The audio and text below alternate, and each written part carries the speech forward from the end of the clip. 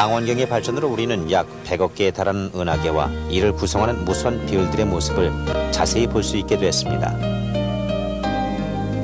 인체의 신비 제5부에서는 최근에 발전된 마이크로 카메라, 고해상 현미경, 또한 전자 현미경 등을 통해 우리 신체 내부와 활동을 살펴보겠습니다. 또한 이러한 현대적인 장비의 도움으로 우리는 1mm의 약 10,000분의 1에 달하는 작은 미립자의 세계를 3차원의 이미지로 바꿔 놓을 수도 있게 됐습니다.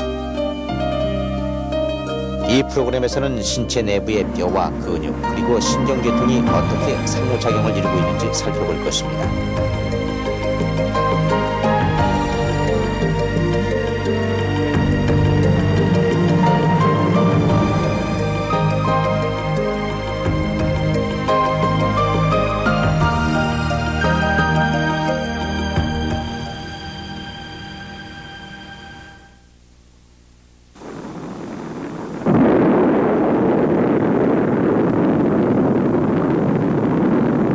(1973년 11월) 미국의 우주실험선인 스카이랩 3호가 발사되었습니다.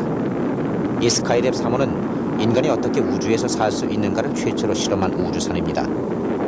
스카이랩에 이어 아폴로 계획이 실시됐고 이 계획으로 인간은 최초로 달을 밟게 됐습니다. 스카이랩에는 3명의 우주인이 타고 있었습니다. 이들은 지구 궤도를 선회하면서 새로운 물질과 생물학을 장기간 실험할 수 있었습니다. 이 실험 가운데는 우주의학에 관한 실험이 중요한 부분을 차지했습니다. 이런 실험에서는 우주인 자신이 우주의학에 대한 실험 대상이 되는 것입니다. 우주선 안의 환경은 지구의 환경과는 크게 틀립니다. 가장 중요한 것은 중력이 없다는 무중력 상태라는 점입니다. 이 무중력 상태는 인간의 신체에 어떤 영향을 미칠까요? 운동을 한다면 이 영향이 극복될 수 있을까요? 이러한 의문에 대한 답을 발견하기 위해 여러 가지 실험이 행해졌고 따라서 신체 운동은 우주선 안의 우주인들에게는 매일매일의 과제가 됐습니다. 1973년 11월 16일에 발사된 스카이랩 3호 안에서는 우주인들이 84일간을 무중력 상태로 지냈습니다. 미국 우주인으로는 최장기간을 보낸 셈입니다.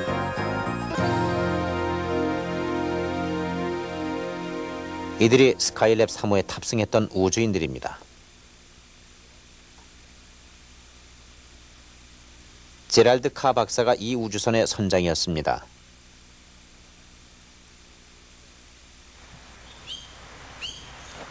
이 실험이 행해진 지도 이제 19년이 되고 있습니다만 오늘날에도 카 박사는 매일 조깅을 하고 있습니다.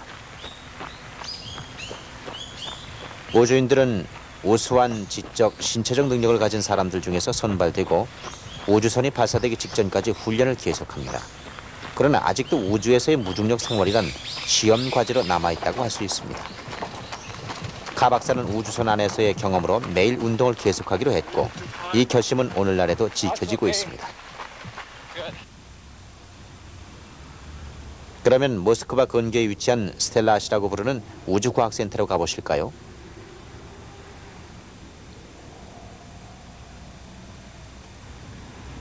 (1982년) 두 소련 우주인이 211일간을 우주에 체류함으로써 소련은 이 방면에 새로운 기록을 수립했습니다.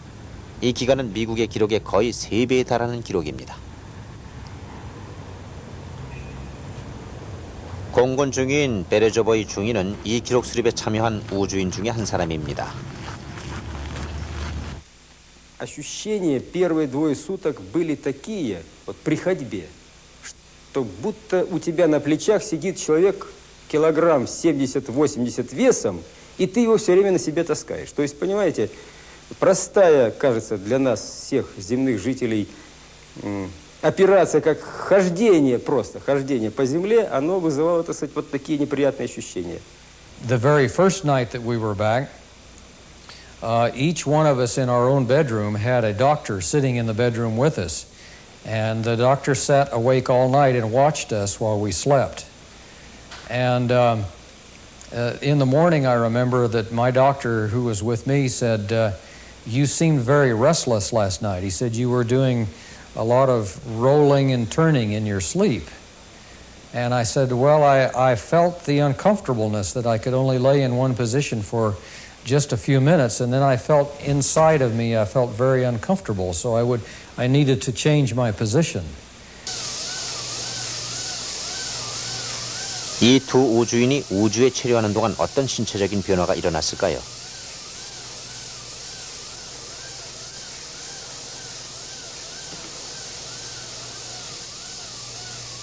이들이 우주선 안에서 매일 하루에 1시간씩 운동을 했는데도 왜 이들의 뼈와 근육 조직에 변화가 생겼을까요?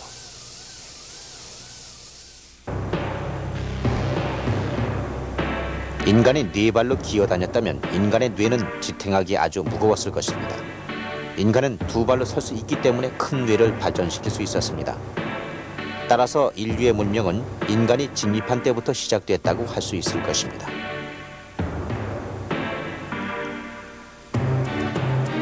인간의 직립 자세는 인체의 골격에 변화를 가져왔고 근육뿐 아니라 뇌에도 변화를 가져왔습니다. 우리는 근육 수축으로 신체 내부의 뼈의 골격을 움직일 수 있는 힘을 갖습니다. 우리가 걷고 먹고 그리고 움직일 수 있는 것은 우리의 근육이 뼈를 움직이기 때문입니다.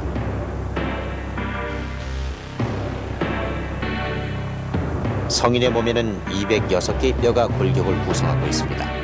이러한 뼈 중에는 우리의 신체 운동과 관련된 다리와 팔, 손가락 뼈가 있고 또 우리의 내장과 뇌를 보호하는 갈비뼈와 두개골 등이 포함되어 있습니다. 보통 갈비뼈에는 12쌍의 뼈가 있습니다. 그러나 11쌍이나 13쌍을 가진 사람도 가끔 있습니다. 또한 26개의 척추뼈를 가진 사람도 있습니다. 남녀에 따른 골격은 골반의 조직에서 큰 차이를 보이고 있습니다. 자녀를 출산하는 여자가 남자보다 훨씬 넓은 골반을 갖고 있습니다.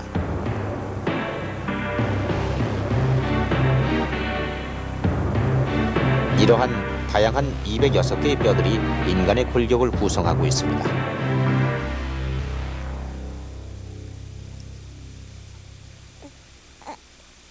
방금 태어난 태아는 완전히 무방비 상태입니다.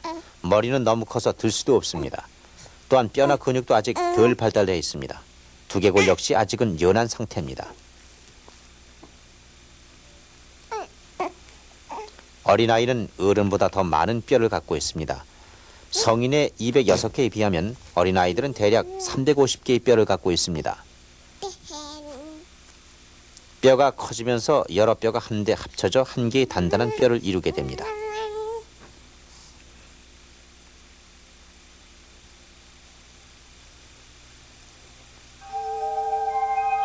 우리는 손가락 뼈에서 그 좋은 예를 볼 수 있을 것입니다. 이 사진들은 이 아이가 15세에 이를 때까지 계속해서 찍은 손의 엑스레이 사진들입니다. 흰색 구조로 분명히 보이는 것이 딱딱한 뼈이고 회색 부분은 부드러운 뼈로 어린아이의 뼈입니다. 어린아이의 뼈는 단백질 성분인 콜라겐이 70%이고 30%가 무기질인데 반해 성인의 경우는 이와 정반대의 비율을 갖고 있습니다. 이러한 구성 성분의 차이 때문에 어린아이의 뼈는 성인 뼈보다 훨씬 더 부드러운 것입니다. 손의 뼈는 인간의 신체 내부의 뼈 중 가장 섬세한 구조를 갖고 있습니다. 한 예로 우리 손은 엄지손가락과 나머지 4손가락 끝을 서로 맞댈 수 있는데 개나 고양이, 원숭이는 이런 것이 불가능합니다. 침판지가 할 수 있는 것은 엄지손가락과 집게손가락으로 무언가를 쥐는 것 정도입니다. 어린아이의 뼈가 완전히 성인의 뼈로 발달하는 데는 15년 이상이 걸립니다.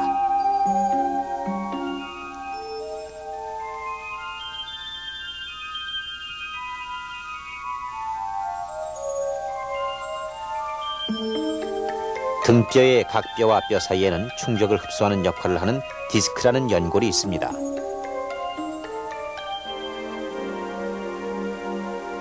팔의 주관절은 아주 간단한 구조로 한쪽 방향으로 밖에는 움직이지 않습니다.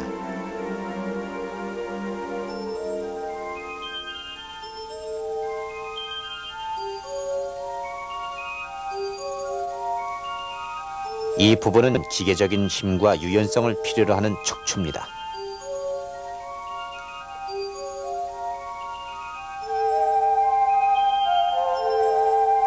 신체의 골격은 여러 쌍으로 된 근육들을 갖고 있습니다. 한 쌍의 근육이 수축하면 다른 근육들은 이완합니다. 각각으로 움직이는 근육들은 오로지 수축작용밖에는 할 수 없지만 한 쌍으로 움직이는 근육들은 손과 발처럼 부드러운 운동을 하게 됩니다.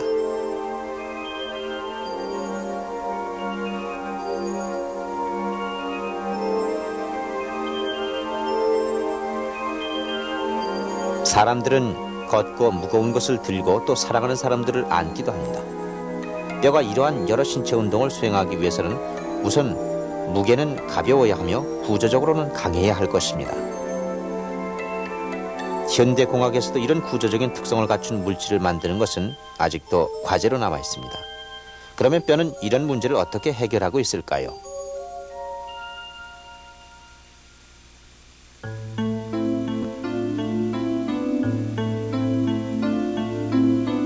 한 예로 발의 뼈는 얼마만한 무게를 감당할 수 있을까요? 이 아름다운 발레리나는 50kg의 몸무게를 갖고 있습니다. 그러나 그녀의 발의 뼈가 50kg을 지탱하는 것으로는 충분치 않습니다.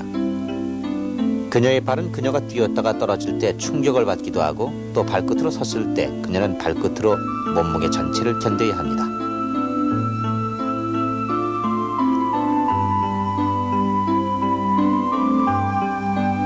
우리는 그냥 서 있을 때 발이 지탱해야 할 힘과 발끝으로 서 있을 때 지탱해야 할 힘을 비교해 봤습니다.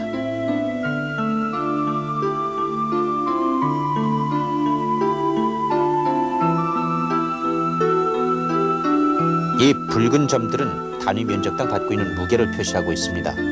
여기서는 조그만 점들이 고르게 분포되어 있습니다. 무영수가 발끝으로 서 있을 때 그녀가 받는 무게는 1평방센티미터당 10kg이 넘습니다. 그녀의 뼈가 이런 무게를 견뎌내는 것입니다.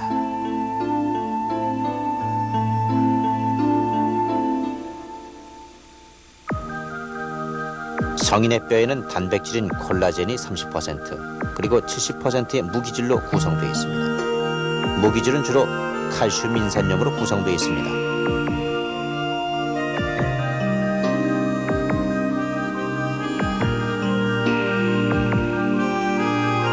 이것은 뼈의 횡단면입니다. 뼈가 강한 힘을 갖게 되는 이유는 어디 있을까요?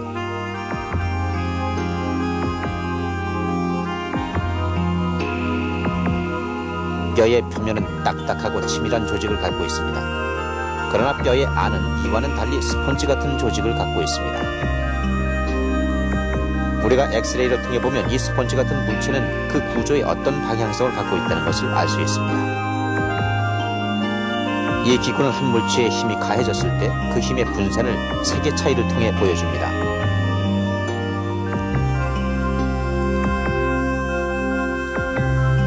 플라스틱으로 만들어진 뼈를 시험해 보겠습니다. 무게를 가장 많이 받는 부분이 가장 진한 색으로 나타나고 있습니다.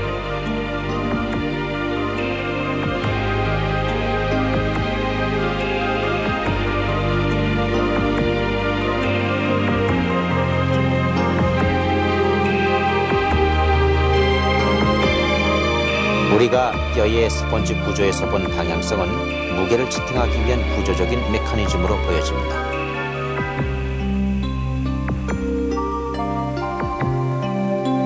뼈의 가운데는 비어 있습니다. 가운데가 비어 있기 때문에 무게가 훨씬 가벼워진다는 것은 쉽게 알 수 있지만 그 강도에 관해서는 의문을 갖게 됩니다.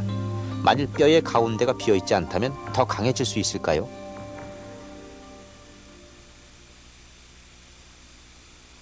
우리는 이를 실험해보기 위해 쇠막대와 가운데가 빈 쇠파이프에 같은 힘을 가해 어떤 것이 먼저 부러지는가를 살펴봤습니다.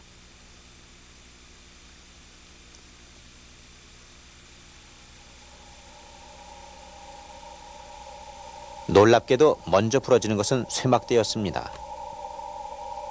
즉 뼈의 빈 구조가 뼈가 힘을 지탱할 수 있게 해주는 또 하나의 비결인 것을 알 수 있습니다. 뼈를 현미경을 통해 확대시켜 보겠습니다. 무기질은 뼈의 대부분을 차지하고 있고 보기에는 생명력이 없어 보입니다. 그러나 뼈의 조직은 실제로 살아 있습니다. 몸의 다른 부분과 마찬가지로 뼈 역시 세포로 구성되어 있습니다. 여기서 나무의 나이테와 같이 가운데 동심원을 갖고 있는 구멍들은 실핏줄의 횡단면입니다. 뼈에서도 피가 순환되어 뼈에 산소와 양분을 공급합니다. 실핏줄 부근의 여러 층의 구조를 이루고 있는 부분은 콜라겐의 그물 안에 칼슘과 다른 무기질들이 보관되어 있는 곳입니다. 콜라겐으로 뼈는 유연성을 갖게 되고 반면에 무기질은 뼈에 힘을 주고 있습니다. 좀 더 확대시켜 보도록 하겠습니다. 검은 점들이 보입니다. 여기서 보이는 검은 점들이 뼈의 세포입니다.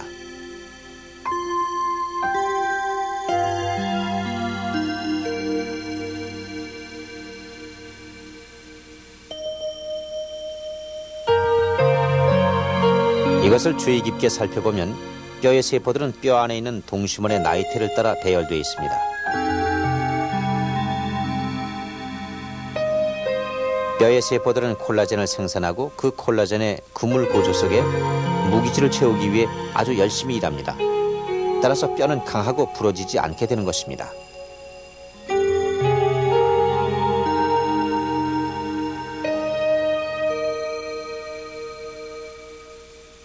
뼈의 구조 속에는 또 다른 정교한 장치가 숨겨져 있습니다.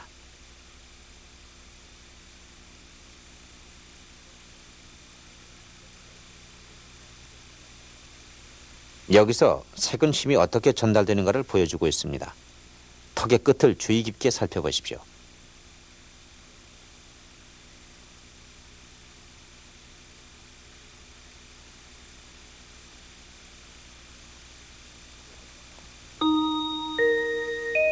이곳에서 아무런 힘도 받지 않는 흰 부분을 볼 수 있을 것입니다. 바로 이 원리를 이용해서 권투 선수를 보호하기 위한 마우스피스를 만드는 것입니다.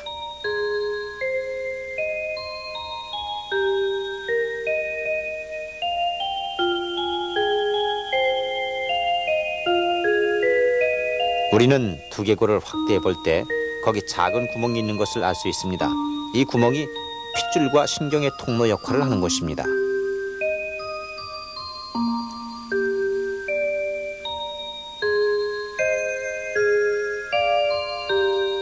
따라서 두개골이 외부의 충격을 받았더라도 핏줄과 신경에는 큰 영향을 주지 못하게 됩니다.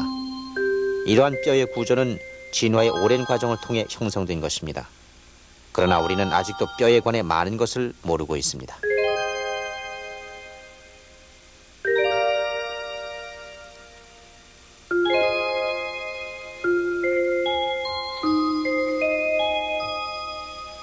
근육의 수축으로 우리는 골격을 부드럽게 움직일 수 있습니다.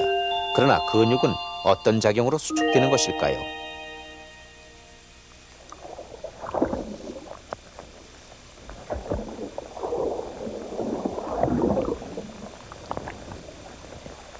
지구상에는 수백만 종의 동물들이 살고 있습니다. 그러나 크게 나누면 두 가지 종류의 물질이 동물의 이러한 신체 운동에 관여하고 있습니다.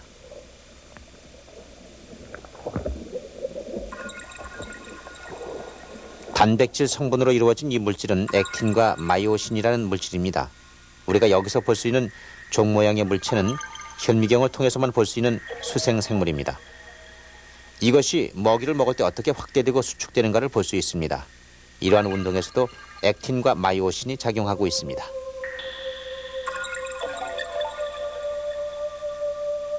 이러한 물체는 모두 다르게 보이지만 그 신체 운동에는 역시 액틴과 마이오신이 작용하고 있는 것입니다.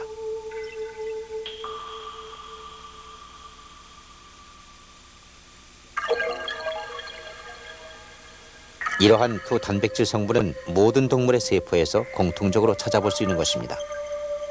이 물질들은 또한 세포 분열에도 관여하고 있기 때문에 식물의 세포에도 이러한 물질을 찾아볼 수 있습니다. 즉, 액틴과 마이오신은 지구상에 있는 모든 생물에 공통적으로 존재하는 필수 불가결한 물질이라고 할 수 있습니다. 액틴과 마이오신은 근육 수축에 작용하고 있습니다.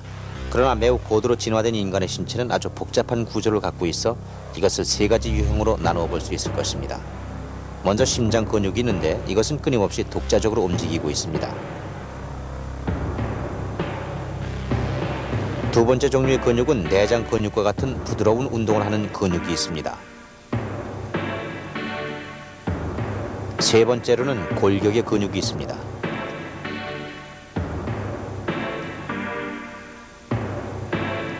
이것은 선조라는 것으로 근육세포를 1000배로 확대했을 때 나타나는 골격 조직입니다. 이 선조의 분명한 모습을 보기 위해 처음으로 고해상 텔레비전, 즉 HDTV가 사용됐습니다. 액틴과 마이오신이라는 두 가지 종류의 단백질은 질서 있는 형태로 늘어서서 수축을 합니다. 이 정연한 배열의 조직체가 선조로 나타납니다. 그리고 근육이 수축할 때 어두운 띠들이 서로서로 접근합니다.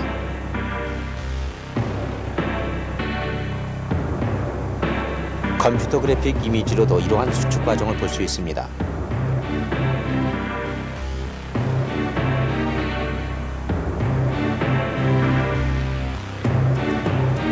근육의 끝에는 건이라는 근육을 뼈에 부착시키는 물질이 있습니다.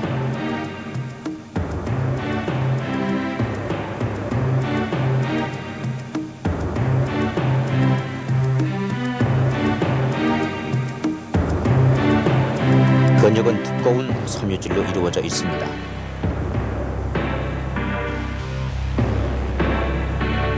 또한 두꺼운 섬유질은 여러 다발의 가는 섬유질이 모여 이루어집니다.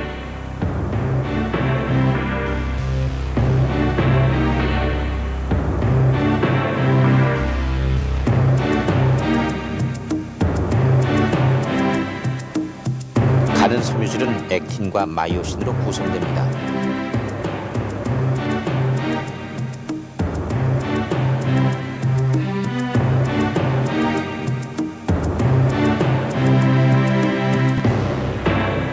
이때의 수축은 마이오신이 액틴 필라멘트 사이로 들어갈 때 일어납니다.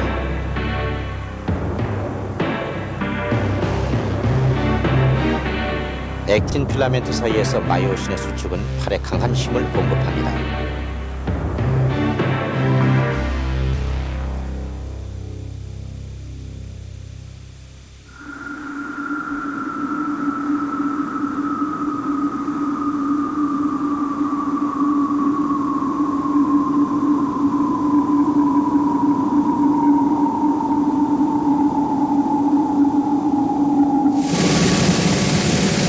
우주 실험선인 스카이랩이 지구로 귀환하고 있습니다.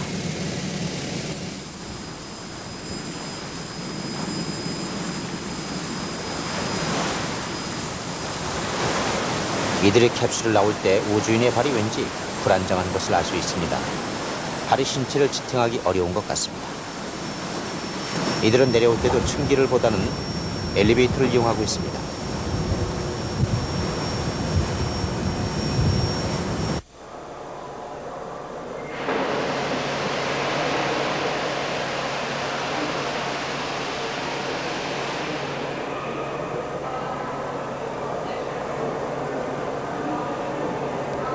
The muscle loss problem is something that you notice right away.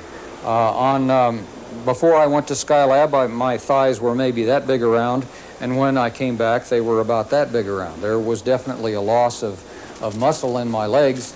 However, that again corrects itself very quickly with just a few weeks of exercise and good nutrition. 소련 우주선인 소유주에 탑승했던 우주 비행사들도 이와 비슷한 현상을 경험했습니다.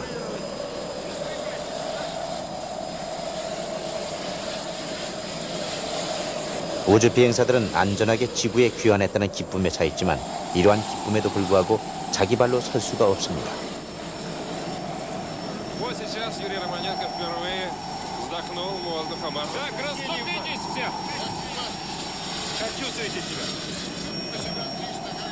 В течение полета мы проводили еженедельный эксперимент, замеряли объем голени. И эксперимент этот показал, что начиная буквально со второй или с третьей недели объем голени начинает уменьшаться. К концу полета уменьшение это достигло 30%. То есть на треть примерно уменьшился объем голени. 여기는 미국 샌프란시스코 근교에 위치한 나사의 에임스 연구소입니다.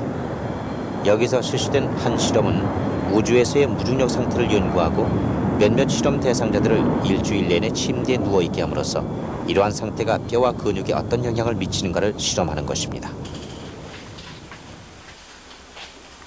우주 체류가 신체에 어떤 영향을 미치는가는 우주시대가 도래하기 전에 연구돼야 할 중요한 과제입니다. 침대는 발 쪽이 머리 쪽보다 6도 정도 활 모양으로 높아지도록 놓여져 있습니다. 이러한 자세는 우주의 무중력 상태에 어느 정도 자극을 줄 수 있을 것입니다. 버스 운전사, 디자이너, 그리고 선생을 포함해서 6명의 자원자들이 이 실험에 참여했습니다.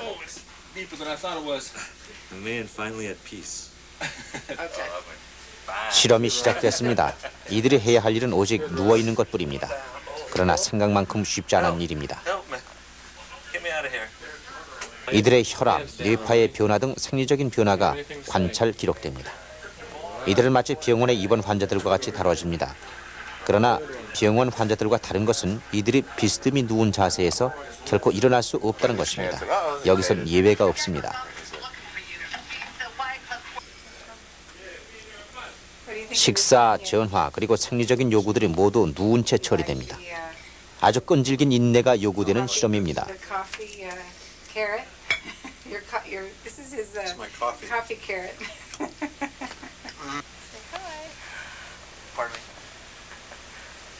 They have that. Cool. Yeah, they got me. Excuse me. 샤워 역시 이들이 누워서 할 수 있도록 설치됐습니다. Very tastefully done. 하지만 샤워를 제대로 몸 전체에 하자면 상당한 시간이 걸립니다.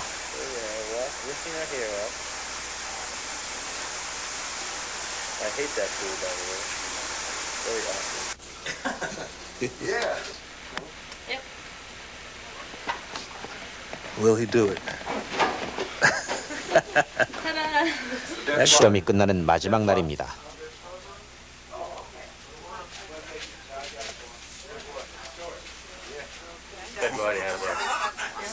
마침내 침대에서 일어나도 좋다는 허가가 내려졌습니다. 그러나 이들은 즉시 일어나질 못합니다.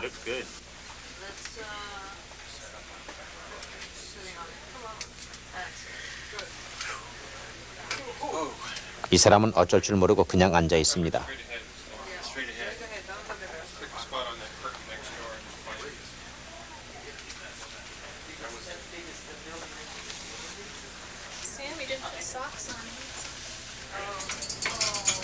이 사람은 아마도 간호원의 도움을 받아야 할 것 같습니다. 그러나 양말을 신으려 해도 아찔해 옵니다. 그는 균형 감각을 잃어버린 것 같습니다.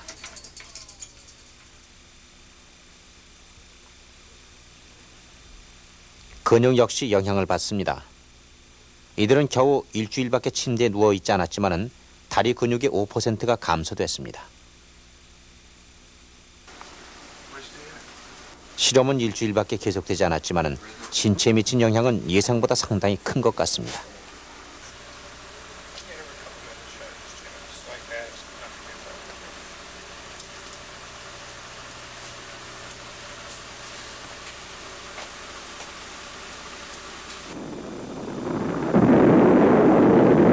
소련 사람들은 우주 체류 기간을 연장하기 위해서 대단한 노력을 기울였습니다.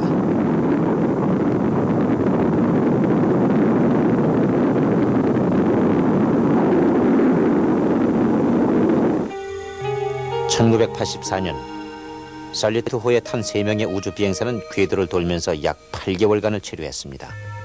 우주 체류 기간이 길면 길수록 신체에 미치는 영향은 더욱 커집니다.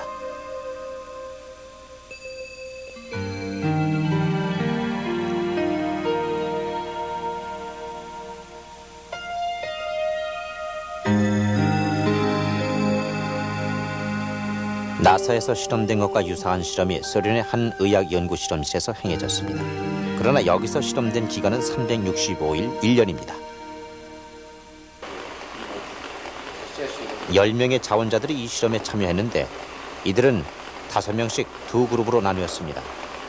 그래서 첫 번째 그룹은 매일 2시간씩 신체 운동을 했는데 이때도 누운 자세였습니다. 이 실험의 과제는 우주의 무중력 상태가 신체에 미치는 영향이 운동으로 얼마나 극복될 수 있는가 하는 것을 알아보기 위한 것이었습니다.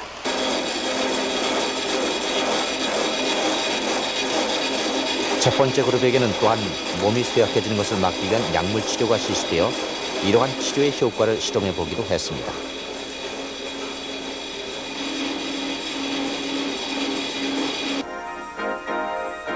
또한 두 번째 그룹은 첫 넉 달 동안은 아무런 운동도 하지 않은 채 침대에 누워있도록 했습니다. 그리고 넉 달이 지난 다음부터 매일 운동을 하도록 해서 이들이 어떻게 회복되는가를 계속 점검했습니다. 이 실험에 대한 결과는 아직 발표되지 않았습니다만 이 두 그룹의 실험은 아주 유용한 정보를 제공할 것으로 기대됩니다. 이것은 1년간의 긴 실험입니다. 실험 대상자들이 안전하게 일어나 설 수 있을까요?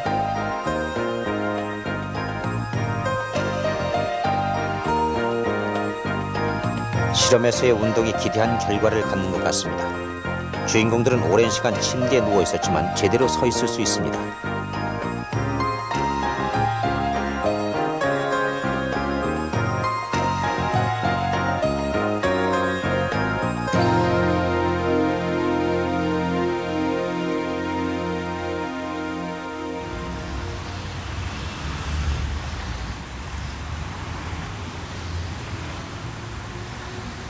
왜 무중력 상태에서는 근육이 쇠약해지는 걸까요?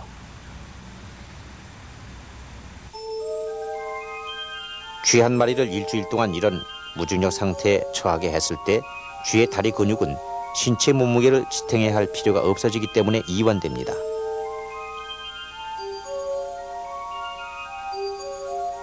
화면 왼편의 줄무늬가 처진 조직은 근육세포입니다. 가운데에 뭉치는 신경세포입니다. 신경세포는 점차 근육세포 쪽으로 이동합니다.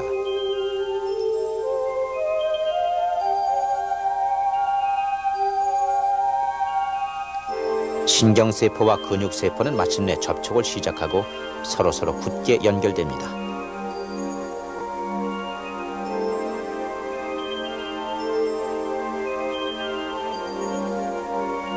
이러한 전자현미경 사진은 신경세포와 근육세포가 굳게 연결되는 순간을 보여줍니다. 신경세포가 근육세포 속으로 깊게 밀고 들어갑니다. 사실 근육세포는 신경세포에서 자극을 받아야만 수축됩니다.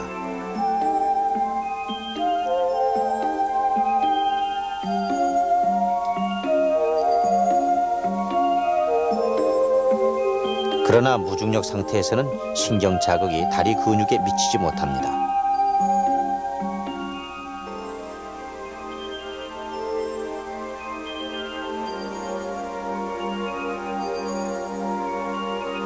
자극이 전달되지 않으면 근육은 쇠약해집니다.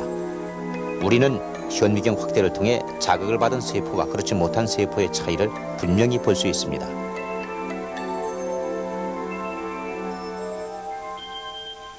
따라서 근육 조직은 적절한 양의 자극을 받아야만 그 탄력이 유지될 수 있다는 것을 알 수 있습니다.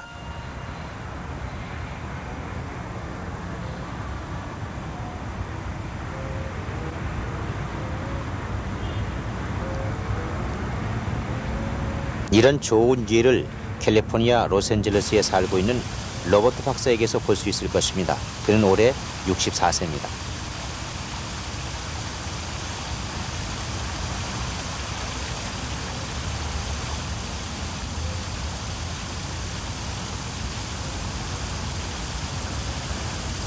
로버트 박사는 정형외과 의사입니다. 그는 월요일부터 금요일까지 매일 오전 하루에 2~3건씩의 수술을 합니다. 이 수술은 때론 매우 어렵고 어떤 수술은 5~6시간도 계속됩니다. 오후에는 환자들을 검진하고 새 환자들을 만나 상담을 하기도 합니다. 그리고 저녁에는 그 자신이 설립한 회사에서 일을 봅니다. 이렇게 로버트 박사는 하루 종일 일을 계속하고 있습니다. 그러나 그에게는 또 다른 면모가 있습니다.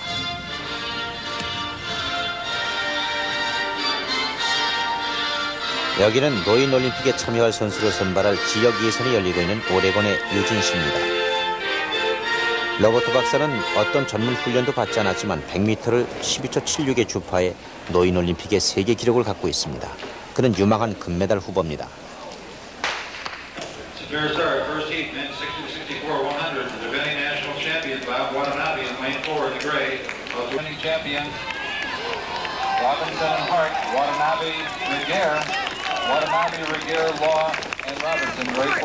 그는 자신의 바쁜 스케줄에 자극을 받아 근육의 젊음을 유지하고 있는 것 같습니다. 단단하지만 유연한 뼈, 강한 근육, 그리고 적절한 자극을 계속 전달하는 신경. 이 세 가지가 서로 잘 조화되어 있을 때 인간의 활동은 활발하게 유지될 수 있습니다.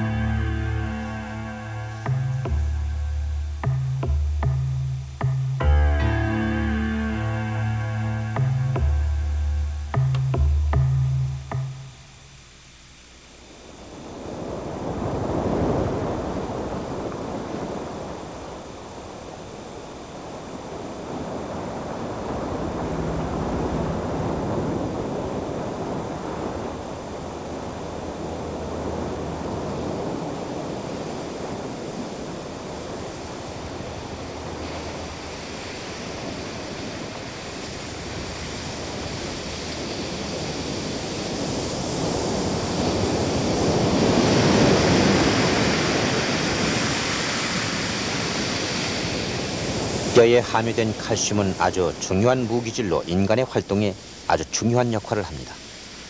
뼈는 우리 신체 내에 필요한 칼슘분을 보관하는 은행과 같은 역할을 하고 있습니다. 사실 뼈는 처음에 칼슘을 보관하는 기관으로 시작되어 후에는 신체를 유지하는 골격을 만드는 역할로 진화되어 왔습니다.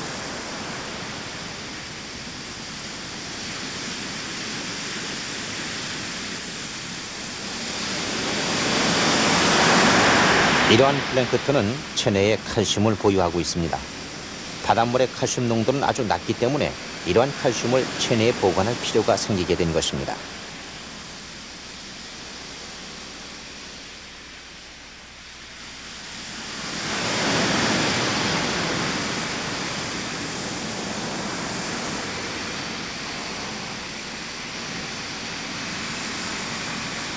뼈의 진화는 뼈의 다양한 모습을 만들어냈습니다. 이러한 두개골은 부드럽고 큰 뇌를 외부의 충격으로부터 보호합니다.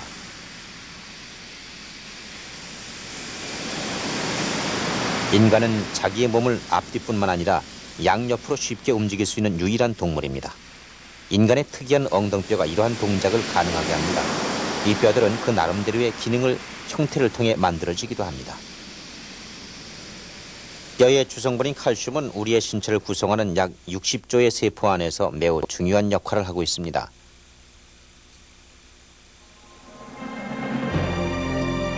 수정이 이루어지는 순간, 즉 정자가 난자 세포 안으로 들어가는 순간 칼슘 이온의 파동을 일으킵니다. 이러한 파동은 여러 효소의 반응을 일으켜 더 이상의 정자가 난자에 침입하는 것을 차단합니다.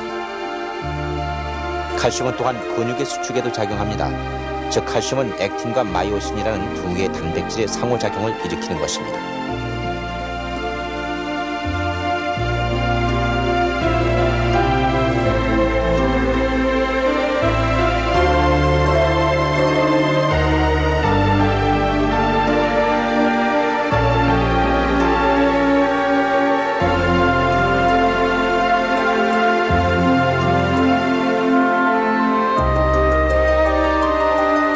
칼슘의 작용을 알아보기 위해 컴퓨터 그래픽을 이용해 보겠습니다.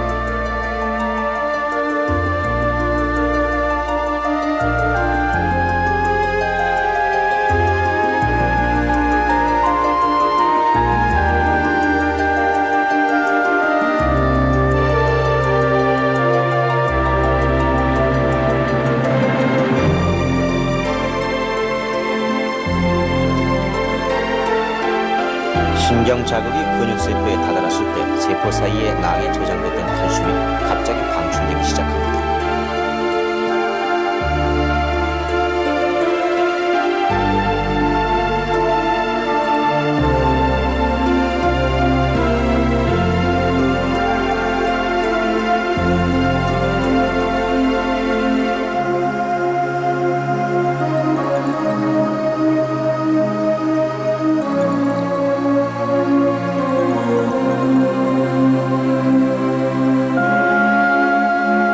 이렇게 방출된 칼슘으로 마이오신은 액틴 필라멘트 사이로 끼어들어가게 되고 이로 인해 근육 수축이 시작됩니다.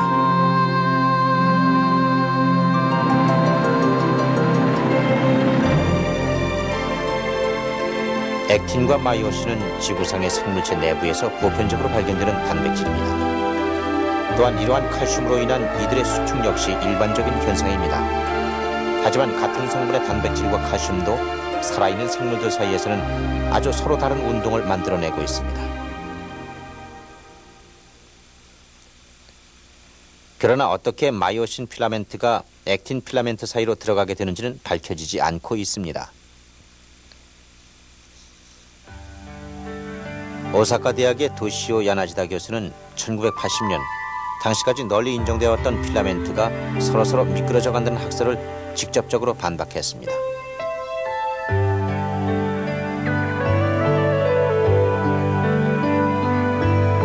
전통적인 이론에 의하면 마이오신 필라멘트에서 나오는 암수는 기계적으로 이동하고 따라서 액틴 필라멘트 사이로 마이오신 필라멘트를 끌어다닌다는 것이었습니다. 그러나 야나지다 교수는 이러한 기계적인 움직임이 근육 수축의 이유는 되지 못한다는 것이었죠.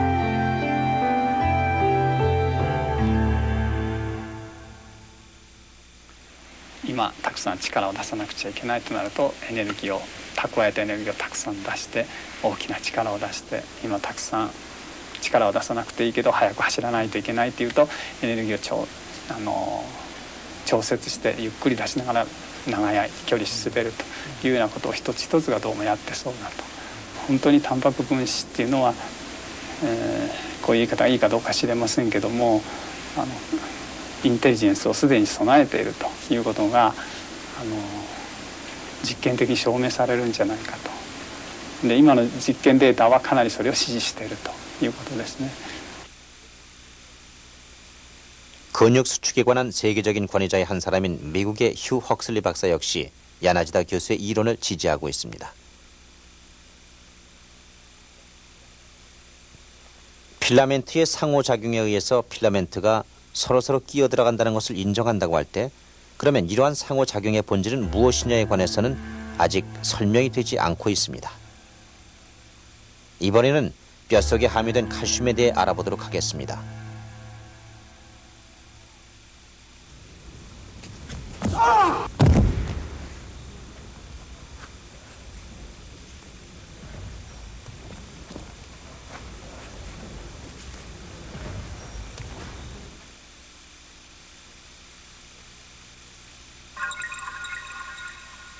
뼈는 그것이 지탱할 수 있는 한계를 초과하는 충격을 받을 땐 골절되고 맙니다.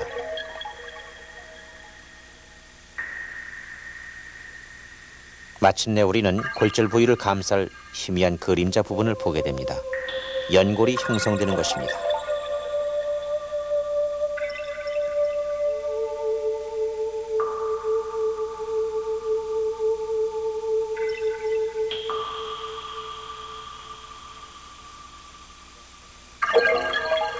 이러한 연골은 점차 딱딱한 뼈가 됩니다.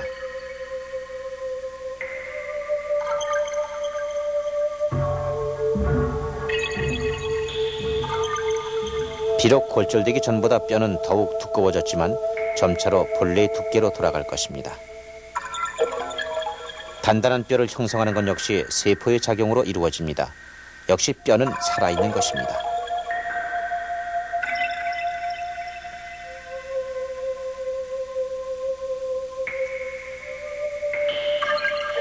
다시 말해서 뼈는 골절된 부위를 치유할 때도 활발히 움직이지만 그 외에도 항상 살아있습니다.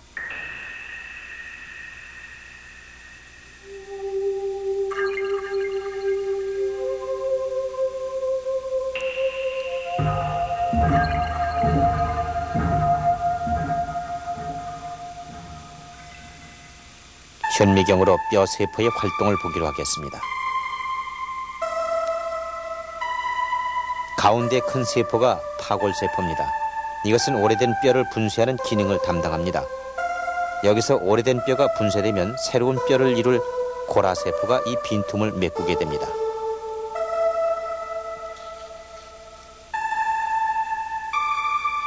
따라서 세포 중에는 뼈를 분쇄하는 세포가 있는가 하면 새로운 뼈를 만드는 세포가 있습니다. 만일 뼈가 분쇄되는 속도가 새로 만들어지는 속도보다 빠르면 여기서 만들어지는 뼈는 아주 약하고 부러지기 쉬운 뼈가 되는 것입니다.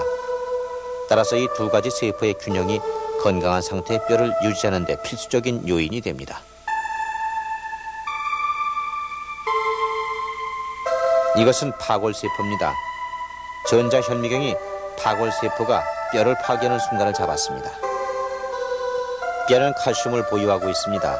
만일 신체에 칼슘이 부족할 때는 이 파골세포가 뼈를 분쇄하는 활동이 활발해져 부족한 칼슘을 공급하게 됩니다.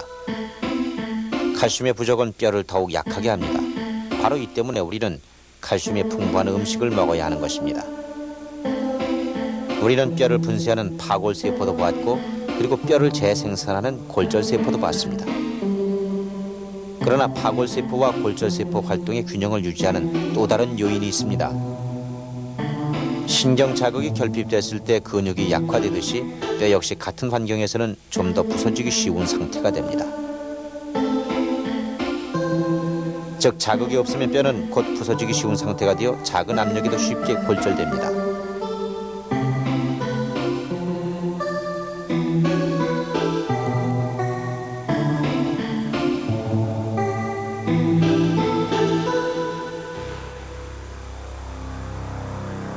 이러한 현상은 노화 현상에서도 나타나고 우리 사회가 점차 노령화돼감에 따라 점차 큰 문제가 되고 있습니다.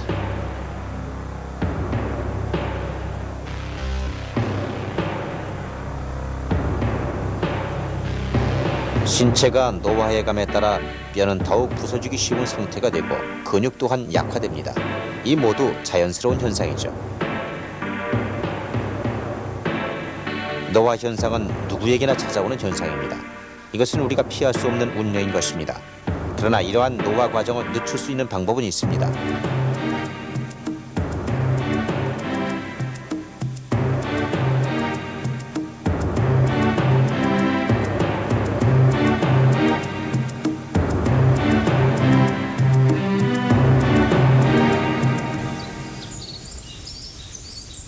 (19년) 전 스카이랩 3호에서 84일을 보낸 카 박사는 그 뼈에 칼슘이 줄어드는 형태로 무중력 상태의 후유증을 경험했습니다.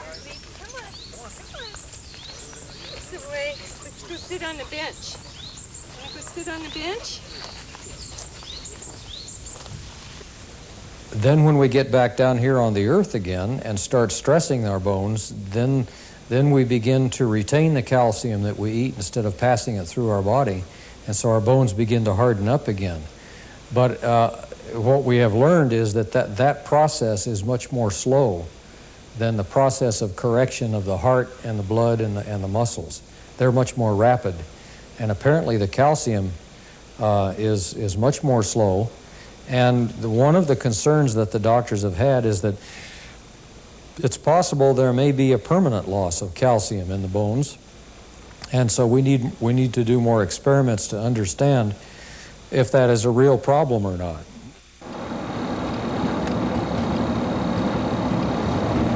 베레조버의 공군중위는 지금 또 한 번 우주 체류를 준비하고 있습니다.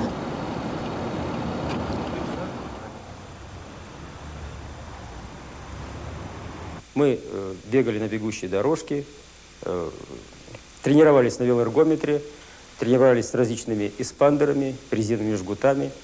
И тем не менее, значит, наверное, пока еще на борту невозможно создать обычный тренажер, которым являются, так сказать, земные условия. То есть мы, ходя по земле, мы уже тренируем каждый день свой значит, организм. Мы его нагружаем. 지구에는 중력이 있습니다. 그리고 중력이 있기 때문에 우리는 무게를 갖게 되는 것입니다. 몸무게가 있다는 것은 우리가 운동을 할 때마다 적정량의 자극이 뼈와 근육에 전달된다는 것을 뜻합니다. 우리가 의도하지 않았지만 항상 우리 뼈와 근육에 어떤 조건을 부여하고 있는 것입니다. 따라서 지구상에 알맞게 적응된 우리 몸을 이끌고 지구의 중력 상태를 떠나 우주의 무중력 상태로 들어간다는 것은 대단한 과제입니다.